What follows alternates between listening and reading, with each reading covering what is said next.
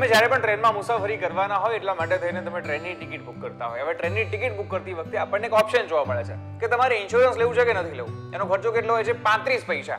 ઘણા લોકો નથી લેતા, અમુક લોકો લઈ પણ લે છે. પણ ઘણાના મનમાં પ્રશ્ન થાય કે યાર ઇન્સ્યોરન્સનો ફાયદો શું છે? તો એનો શું છે ફાયદો, એના વિશે વાત કરીશું આજના વિડીયોમાં. નમસ્કાર મિત્રો, હું છું મહેશ રાજગોર, વાઇબ્સ ઓફ ઇન્ડિયાની સાથે. તો જ્યારે પણ આપણે ટ્રેનની ટિકિટ બુક કરતા હોઈએ છીએ ત્યારે આપણને એક નાનકડો ઓપ્શન જોવા મળે કે તમારે ઇન્સ્યોરન્સ લેવું છે. જો કે હકીકતમાં પહેલા એવું હતું કે ઇન્સ્યોરન્સ તમને મળી જ જતું હતું, પરંતુ ત્યારબાદ આ ઓપ્શન ચેન્જ થયો છે. 35 પૈસાનું ઇન્સ્યોરન્સ મળે છે. ઇન્સ્યોરન્સ કંપનીઓ કઈ હોય છે? તો એક SBI જનરલ છે અને બીજી છે લિબર્ટી ઇન્સ્યોરન્સ કંપની. આ બંને જે કંપનીઓ છે તમને ઇન્સ્યોરન્સ આપે છે. કેટલામાં? 35 પૈસામાં. આ દરમિયાન તમે જ્યારે મુસાફરી કરતા હો છો તો એ વખતે તમને કંઈ પણ થાય છે, તમારું મૃત્યુ થાય છે, તમારી ડિસેબિલિટીઝ આવે છે, અથવા તો માની લો કે કોઈ હોસ્પિટલાઇઝેશન આવે છે, તો એ કિસ્સાઓની અંદર તમને ઇન્સ્યોરન્સ મળવા પાત્ર છે. કઈ રીતનું મળવા પાત્ર છે, શું ફાયદો છે, એના વિશે વાત કરીએ. તાજેતરમાં ઓડિશાની અંદર ટ્રેનનો એક્સિડન્ટ થયો, લગભગ 288 લોકોના મૃત્યુ થયા. હવે આ દરમિયાન સરકારે તો સહાય જાહેર કરી છે, પરંતુ એની સાથે ઘણા અલગ અલગ લોકોએ પણ સહાય જાહેર કરી છે. પરંતુ આ બધી સહાય છે, તમારો અધિકાર કયો? અધિકાર આવે છે આપણા ઇન્સ્યોરન્સની અંદર. હવે માની લો કે કોઈ પણ વ્યક્તિએ ટિકિટ બુક કરતી વખતે જો આ ઇન્સ્યોરન્સ લીધેલું હશે તો એને 10 લાખ રૂપિયા સુધીની સહાય મળવા પાત્ર છે.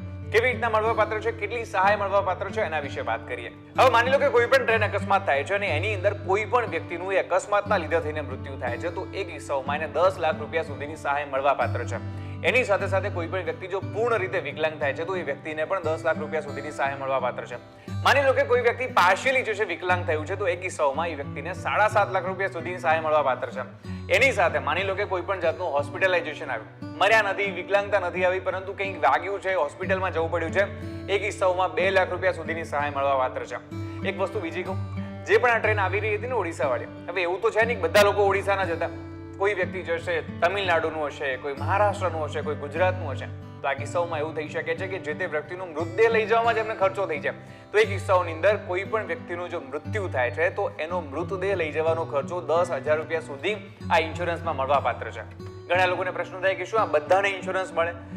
હવે એની સાથે એક ઇમ્પોર્ટન્ટ વસ્તુ એ પણ જાણવા જેવી છે કે જેટલા પણ લોકો જનરલ ડબ્બામાં મુસાફરી કરે છે, જનરલ ટિકિટ લઈને, એ લોકોને ઇન્સ્યોરન્સ મળવા પાત્ર નથી હોતું. જેટલા લોકો રિઝર્વેશન કરાવે છે ટિકિટનું, એ લોકોને જ ઇન્સ્યોરન્સ મળવા પાત્ર હોય છે. એ પણ તમે સિલેક્ટ કરો કે મારે ત્યાંથી 35 પૈસા કાપજો તમે, તો જ તમને ઇન્સ્યોરન્સ મળે છે. હવે માની લો કે તમે સિલેક્ટ કરી લીધું, પછી શું? પછી તમારી અંદર મેલ આઈડીમાં એક ઇન્સ્યોરન્સ પોલિસી આવે. તમે જેટલી પણ વાર બુકિંગ કર્યું હોય તમારી મેલ આઈડી ચેક કરજો, એની અંદર ઇન્સ્યોરન્સ પોલિસી આવી છે. આ પોલિસીની અંદર બધી જ ઇન્ફોર્મેશન લખેલી હોય. એમાં એ પણ કહેલું હોય કે તમે તમારા નોમિનીને પણ જાહેર કરી શકો છો કે ભાઈ મારો વારસદાર કોણ છે, અગર જો મને કંઈ થયું તો.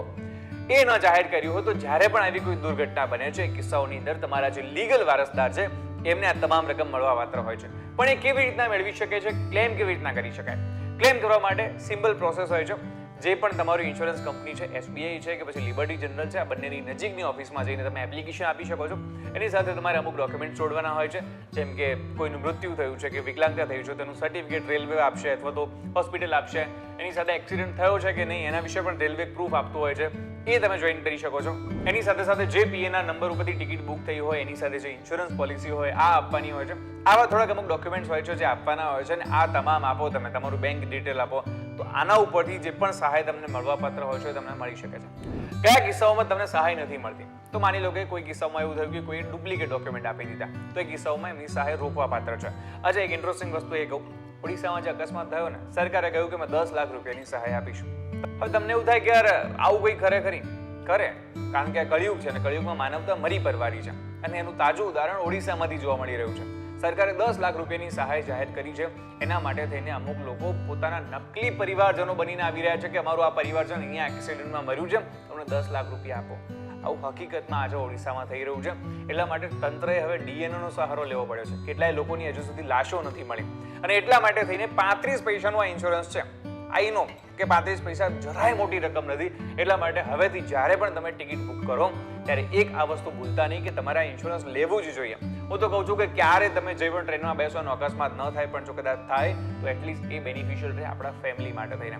તો આશા રાખું છું કે આપ સૌને આજનો વિડીયો ખૂબ જ ગમ્યો હશે અને વિડીયો ગમ્યો હોય તો એક કામ કરવાનું છે, આને તમારા બધા જ ફેમિલી મેમ્બર જોડે શેર કરી દેજો કે એ લોકો પણ જ્યારે ટ્રેનની ટિકિટ બુક કરે ને ત્યારે ઇન્સ્યોરન્સ લેવાનું ભૂલે નહીં. અને આવા જ ઇન્ફોર્મેટિવ વિડીયો સાથે હું તમને મળતો રહીશ વાઇબ્સ ઓફ ઇન્ડિયા ઉપર.